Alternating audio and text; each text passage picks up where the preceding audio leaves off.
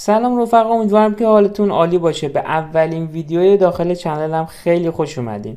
میدونم خیلیاتون دیگه وقت خوندن کتاب رو ندارین، به خاطر همین این کانال رو انداختم و قرار کلی کتاب بهتون معرفی کنم و میخوام کلی کتاب رو بخونم و چکیده ای از اون کتاب رو براتون به صورت ویدیو اینجا بگم که شما هم از این کتاب بهره ببرین.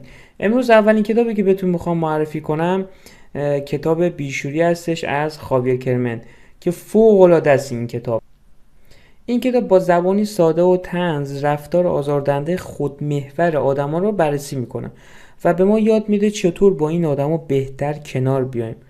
اگر تا حالا فکر کردی که بعضی آدما واقعا اعصاب خردکن هستن، این کتاب دقیقا همینه که دنبالشی. خب حالا بیایم ببینیم بیشوری یعنی چی اصلا کلا. بیشوری یعنی وقتی کسی فقط به فکر خودشه و دیگران براش اهمیتی ندارن. یعنی آدمی که نمیفهمه حرفا و رفتاراش چقدر میتونه روی دیگران تاثیر بذاره و اذیتشون کنه. یه نکته مهم میخوام بهتون بگم، همه آدما گهگدای بیشور میشن، اما بعضی آدما دائما این رفتار رو دارن و زندگی آدمای اطرافشون رو سخت میکنن. در این کتاب کلا چند نوع بیشوری معرفی شده. اولین بیشوری که معرفی شده بیشوری خشمگینه، کسی که همیشه عصبانیه و دیگران رو سرزنش میکنه. واقعا خیلی مخم همچین آدمه. دومیش بیشوری خودخواهه، کسی که فقط به نفع خودش فکر میکنه و دیگران براش واقعا مهم نیستن.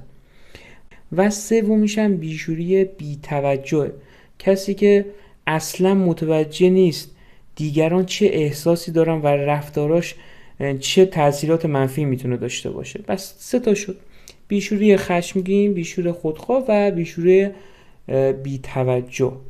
حالا یه مثالم براتون میزنم. حالا مثالش به این صورته: برای اولی بیشوری خشمگین، تصور کن توی اتوبوس نشستی و یه نفر دائما با صدای بلند گوشی رو جواب میده.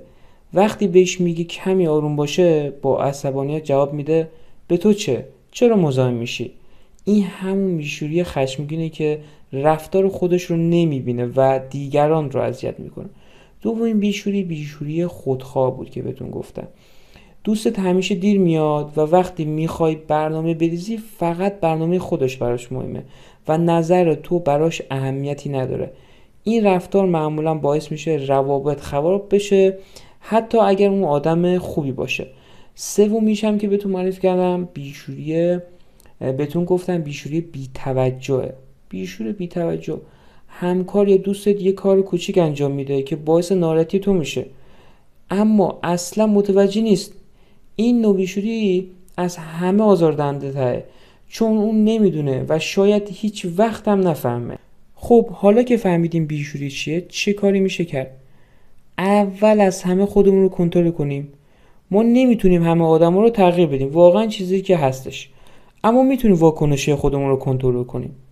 دومیش اینه که مرزهای شخصی رو مشخص کنیم. وقتی کسی بیشوری میکنه بهتره حد و مرز خودش رو بهتر بهش نشون بدیم. اونم چی؟ اونم با احترام. و سومیش هم اینه که طنز و شوخی. بعضی وقتا جواب دادن با خنده و شوخی بهتر از دعوا. این همیشه بوده. بعضی وقتا آقا جواب میده، آقا با خنده و شوخی خیلی بهتر جواب میده از دعوا. و یه مورد دیگه هم هستش که انتخاب محیط آدما. سعی کن بیشتر با آدمایی باشی که احترام میذارن و رفتار سالمی دارن. خب میخوام حالا یه جنبندی کنم.